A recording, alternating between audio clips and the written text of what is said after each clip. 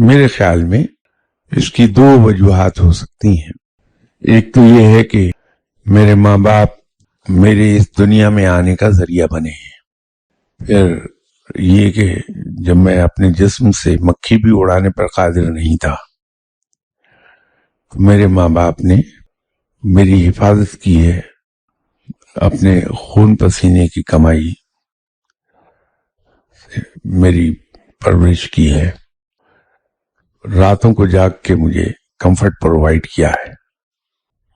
اس کے بعد میری تربیت کی ہے گھر میں۔ پھر جب میں اسکول جانے کے قابل ہوا ہوں تو میرے تمام تر اخراجات انہوں نے برداشت کیے ہیں۔ پھر کس محبت سے انہوں نے میری شادی کی ہے۔ یہ وہ احسانات ہیں جو مجھے بھولنے نہیں چاہیے۔